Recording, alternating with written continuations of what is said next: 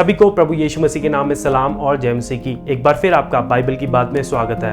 मैं तरुण जॉन आपके साथ बाइबल की बात करना चाहता हूँ, बाइबल के बारे में बात करना चाहता हूँ। सबसे पहली चीज, सब्सक्राइब के बटन को दबाइए, उसके साथ जो बेल आइकॉन है वो घंटी, उस घंटी को भी दबाकर ऑल पर कीजिए ताकि आपको सारे नोटिफिकेशन आते रहें मेरे आने वाले वीडियोस के। बहुत सारी चर्चा की है विषयों पर और बुक्स की बात की है बाइबल की। आज भी हम एक बाइबल की बुक को कवर करेंगे। पिछली बुक जो हमने की थी वो थी रूथ की बुक, जो जजिस के टाइम में लिखी गई, न्यायों के वक्त में। लेकिन आज हम सैमुअल की बात करेंगे। फर्स्ट सैमुअल की जो पुस्तक है, पहला शमूएल उसकी जो पुस्तक है। पहले शमूएल की पुस्तक एक ट्रांजिशन, एक बदलाव को दिखा रही है अगुवाई में। पहले जजिस थे जो अगुवाई कर रहे थे इजराइल की, लेकिन अब जो है वो जजिस से किंग्स में लीडरशिप आ रही है। तो पहले लीडरशिप जो थी वो जजिस के पास थी, लेकिन अब राजाओं के पास वो लीडरशिप आ रही है। और इस पुस्तक में, पहले शमूएल की पुस्तक में 3 महत्वपूर्ण मुख्य किरदार हैं। वो है पहला सैमुअल, जो कि आखिरी जज था, आखिरी न्याय था और पहला प्रॉफिट था इजराइल का। और उसके बाद आता है साउल, जो कि पहला राजा था इजराइल का। और उसके बाद आते हैं दाऊद, तीसरा किरदार है दाऊद का, जो कि चुना हुआ राजा है, जिसका अभिषेक भी हुआ है, परंतु उसको अभी सॉल का एक सक्सेसर करके नहीं समझा गया कि मतलब सॉल के बाद जो राजा बनेगा, अभी किसी ने उसको इस तरह से नहीं जाना है, परंतु उसका अभिषेक हो चुका है। सो ये 3 किरदार हैं जो पहले सैमुअल में हमें देखने को मिलते हैं। साउल जो एक ऐसा व्यक्ति था, वो शारीरिक रूप से बहुत ही बलवान था, बहुत ही अच्छा दिखता था, लेकिन उसका जो हृदय था, उसका हृदय परमेश्वर से बहुत दूर था। He was indifferent by heart towards God. और उस चीज ने क्या उसके जीवन में उसका रिजल्ट क्या हुआ, क्या निष्कर्ष निकला उस बात का कि उसका जो हृदय था परमेश्वर की तरफ नहीं था, कि जो राज्य था इजराइल का वो उससे छीन लिया गया, क्योंकि उसका हृदय परमेश्वर के साथ नहीं जुड़ा था और ना उसके परिवार में से किसी को वो राज्य की गद्दी पर बैठने को मौका मिला। ये जो पहले और दूसरे सैमुअल की बुक है, इसको इब्रानी भाषा में एक ही पुस्तक करके जाना जाता है, जो है बुक ऑफ सैमुअल कहा जाता है, या फिर सिंपली एक बोला जाता है सैमुअल। और यूनानी भाषा में इसका जो टाइटल है बिब्लियोई बासिलेओन। यूनानी भाषा में इसे कहते हैं बिब्लियोई बासिलेओन, जिसका मतलब होता है बुक ऑफ किंगडम्स, क्योंकि इजराइल के राज्यों की बात की गई है। यहूदा जो कि दक्षिण में था और इजराइल जो कि उत्तर में था, तो 2 राज्यों की बात की गई है, इसलिए इसे बोला जाता है बिब्लियोई बासिलेओन, मतलब बुक ऑफ किंगडम्स। और पहले सैमुअल को बोला जाता है बासिलेओन अल्फा, मतलब कि जो राज्य की पुस्तक है, फर्स्ट किंगडम की पुस्तक। फिर उसके बाद आता है सेकंड सैमुअल, जिसको कहा जाता है सेकंड किंगडम, फिर फर्स्ट किंग्स, सेकंड किंग्स, और इनको इस तरह से बोला जाता है थर्ड एंड फोर्थ किंगडम्स। इस पुस्तक के जो लेखक हैं, जो ऑथर हैं, वो किसी को नहीं पता कौन है। ट्रेडिशन ये कहता है, जो परंपरा है यहूदी परंपरा, वो कहते हैं कि सैमुअल ने लिखा हो सकता है। हम मान ले कि सैमुअल ने लिखा है, परंतु सैमुअल की देहांत हो जाता है इस पुस्तक के 25 अध्याय और उसकी पहली आयत में। तो हो सकता है कि कुछ भाग इस पुस्तक का सैमुअल ने लिखा हो, परंतु दूसरा सैमुअल और पहला सैमुअल किसने लिखा है इसका कुछ पता नहीं है। इस पुस्तक में 31 अध्याय हैं और उन 31 अध्यायों को हम 3 भाग में बांट सकते हैं। 31 chapters can be divided into 3 divisions. पहली डिवीजन का नाम है सैमुअल इजराइल्स लास्ट जज एंड फर्स्ट प्रॉफिट। जो सैमुअल है वो इजराइल के आखिरी न्यायी हैं और पहले भविष्यवक्ता हैं। और फिर आता है दूसरी जो डिवीजन है वो है साउल के बारे में, जो कि इजराइल के पहले राजा हैं। Saul Israel first king. और जो तीसरी डिवीजन है वो है डेविड की, वो है डेविड गॉड्स फर्स्ट किंग, मतलब जो दाऊद है वो परमेश्वर के पहले राजा हैं। तो जो पहली डिवीजन है वो है चैप्टर 1 से लेकर चैप्टर 8 तक, और उसमें हम देख सकते हैं birth and call of Samuel, कि सैमुअल का जन्म होना और उसकी बुलाहट। फिर हम देख सकते हैं एली के पुत्रों का करप्ट हो जाना, मतलब उनमें खराबी आ जानी और किस तरह से एली ने उनको संभाला नहीं। उसके बाद हम देखते हैं आर्क इन फिलिस्तीन हैंड, जो वाचा का संदूक था वो फिलिस्तियों के हाथ में चला जाता है। फिर सैमुअल दोबारा से कैसे उन सब चीजों को ठीक करता है, और इजराइल फिर एक राजा के लिए दुहाई लगाते हैं कि हमें भी एक राजा चाहिए जैसे दूसरे देशों के पास राजा है।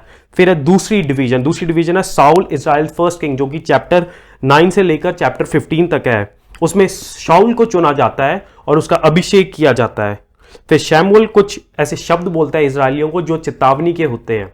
उसके बाद हम इस डिवीजन में और ये देखते हैं कि शाऊल कैसे एक बहुत सफलतापूर्वक राजा बन रहा है, परंतु उसके बाद हम एक और चीज देखते हैं, शाऊल कैसे पाप में पड़ जाता है, पाप कैसे करता है वो, और फिर परमेश्वर उसका तिरस्कार कर देते हैं एक राजा होने के नाते, कि वो अब एक राजा नहीं हो सकता। और जो तीसरी डिवीजन है वो है डेविड, गॉड्स फर्स्ट किंग। वो चैप्टर 16 से लेकर चैप्टर 31 तक है। उसमें बात करते हैं कि डेविड को कैसे चुना गया और परमेश्वर ने कैसे उसका अभिषेक किया, अभी वो जब लड़का ही था एक।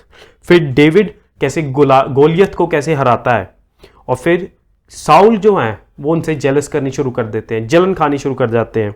उसके बाद जॉनथन और डेविड की दोस्ती के बारे में बात की गई है, कैसे जॉनथन और डेविड एक अच्छे दोस्त बने। फिर जैसे साउल जो है वो डेविड की जान लेना चाहते हैं और वो उनको इधर उधर खोजते हैं, और जो डेविड हैं वो भागते हैं, बच जाते हैं, और शाऊल की 2 बारी वो जान छोड़ देते हैं। उनको मौका मिलता है कि वो शाऊल की जान ले, लेकिन वो नहीं लेते। उसके बाद अंत में क्या होता है कि जो शाऊल है वो आत्महत्या कर लेते हैं।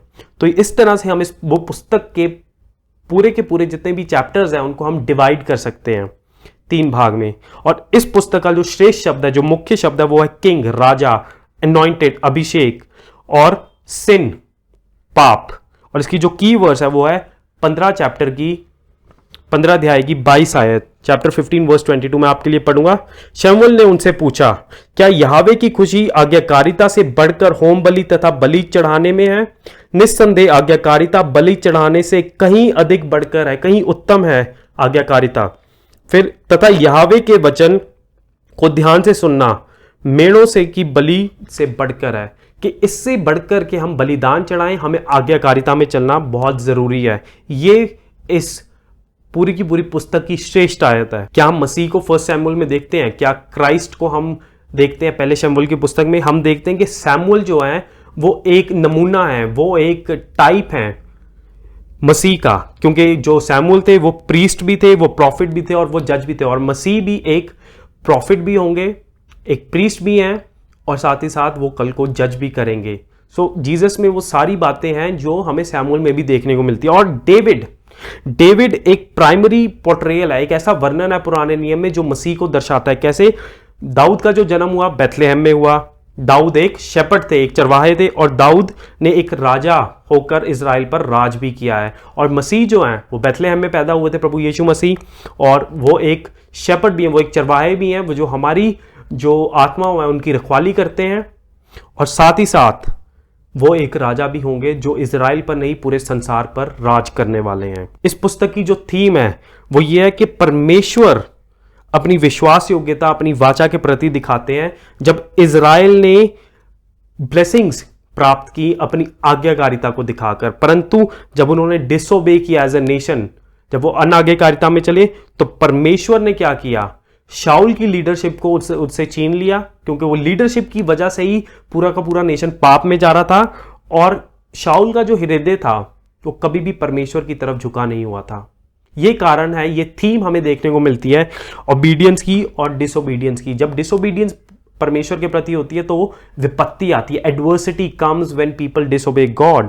और इसकी जो एप्लीकेशन होगी पूरी की पूरी बुक की वो ये है कि परमेश्वर उन लोगों का आदर करते हैं जो परमेश्वर का आदर करते हैं, और बहुत सारी आशीषें आती हैं उन लोगों पर जो परमेश्वर की आज्ञाकारिता में चलते हैं, परंतु उन पर ताड़ना आती है, उन पर विपत्ति आती है जो अनाज्ञाकारिता में चलते हैं।